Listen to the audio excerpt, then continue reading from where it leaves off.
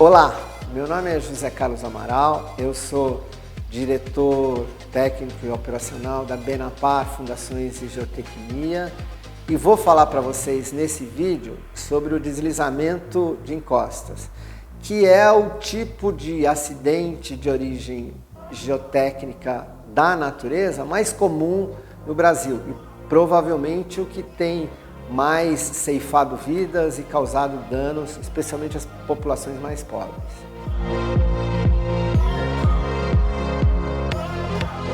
A característica mais importante do ponto de vista prático deles é que é um tipo de fenômeno que mata muita gente, né?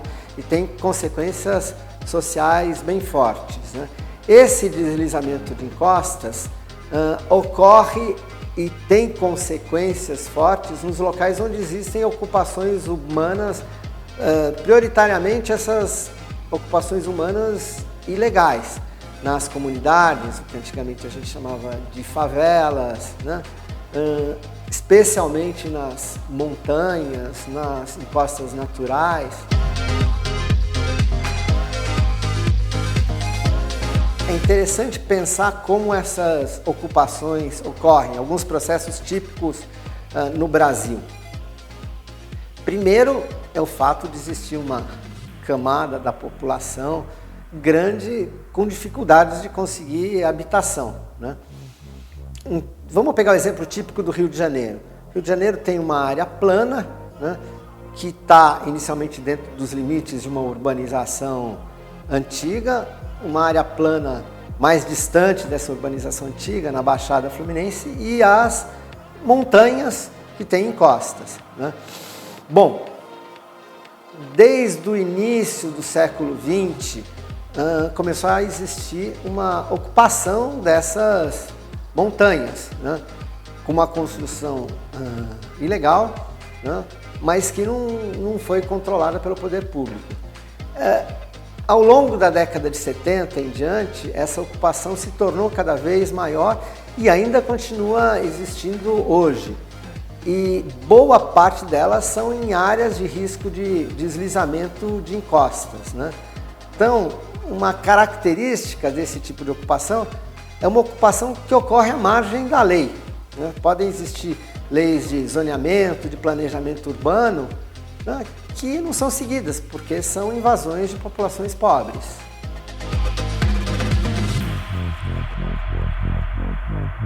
Os deslizamentos de encostas ocorrem normalmente nos períodos de chuva intensa, né?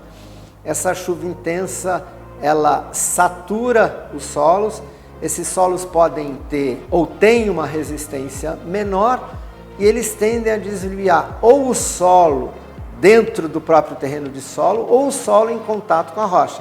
Mas de qualquer maneira, nessas duas situações, esse solo baixa, né, por efeito da gravidade e pode atingir alguma comunidade.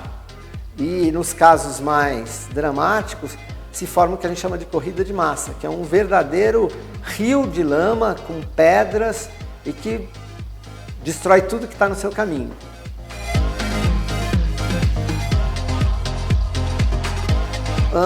Uma característica mais forte dos deslizamentos de encostas é que as consequências são grandes nos locais onde existem as populações mais pobres.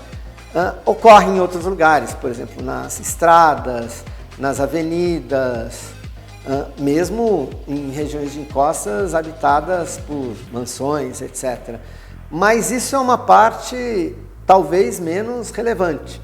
Mais relevantes são os deslizamentos de encostas nas regiões ocupadas por essa população mais pobre, que já é uma conurbação urbana com dificuldade de trazer água, de saneamento de esgoto, as vias são vias de má qualidade. Então não existem obras possíveis, adequadas, de uma maneira permanente, para evitar consequências dos deslizamentos de encostas nesses locais. Quanto a soluções para as consequências humanas causadas pelo deslizamento de encostas, isso é uma questão muito difícil e muito complexa.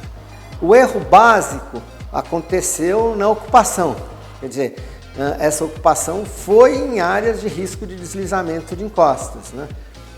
Foi justamente porque são pessoas pobres, não conseguiam ocupar os terrenos planos e também não houve nenhum processo de prevenção dos poderes públicos. Então a possibilidade de resolver hoje é só uma certa mitigação do problema, mas que vai continuar sendo intenso enquanto existirem essas ocupações e não parece existir qualquer possibilidade imediata de haver uma desocupação, realocando essas pessoas em regiões mais planas, né? A única solução que parece bastante sensata e tem sido adotada com intensidade nos últimos, talvez, 15 anos, é o monitoramento dessas áreas de risco, né, com evidências visuais ou através de instrumentos de uma possível existência de um deslizamento, né? Então, se conseguindo avisar isso com uma certa antecedência, as pessoas podem desocupar as áreas, né? Existe também alguns processos públicos no sentido de haver uma desocupação das áreas de maior risco, né, de deslizamento. Mas eu não sei até que ponto isso é efetivo, porque, de maneira geral, as pessoas querem continuar no mesmo lugar. Porque, de maneira geral, essas comunidades são bem situadas. Pegando o exemplo do Rio de Janeiro, são na área central, onde é mais fácil a pessoa descer e procurar seu emprego do que morar a grande distância, né? Então, por isso, de certa forma, é um problema insolúvel e que vai continuar.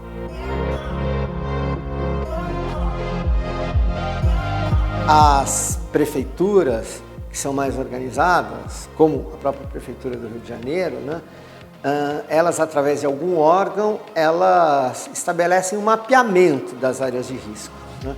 Então isso já é um aspecto fundamental, porque existe, do ponto de vista histórico e das condições geológicas e geotécnicas, esse mapeamento.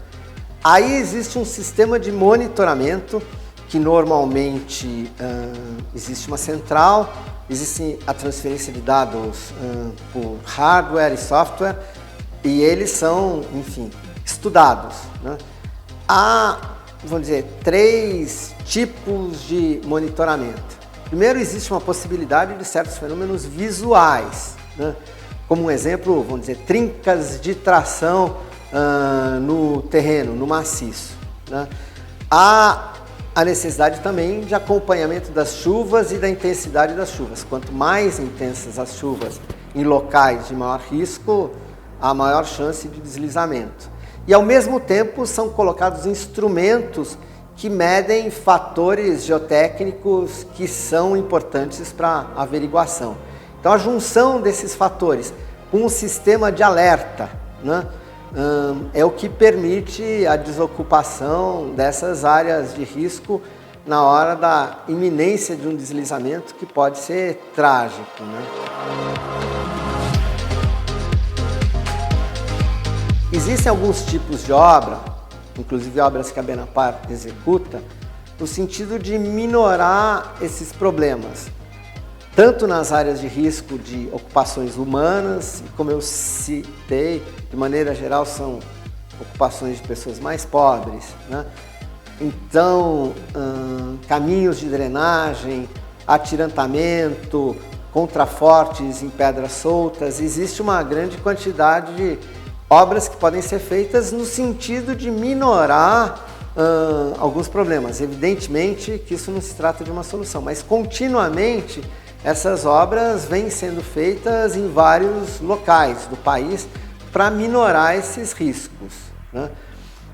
E também, aí de uma maneira mais sistemática, nas rodovias, especialmente agora que existem as concessões nas rodovias e nas ferrovias, aí sim você tem um processo muito mais controlado, de resultados mais seguros, que é a contenção dessas encostas à beira das rodovias. Paramentos verticais atirantados, cortinas de concreto projetado, sistemas de drenagem, que, enfim, amenizam a solução e resolvem na maior parte dos casos.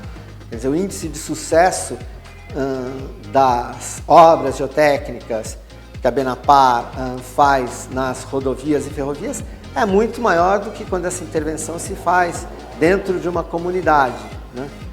Pela qualidade em que elas efetivamente podem ser realizadas. A Benapar está fazendo uma estratégia no seu canal de vídeos de tratar diversos assuntos ligados à geotecnia, que é a área da atividade da Benapar, né?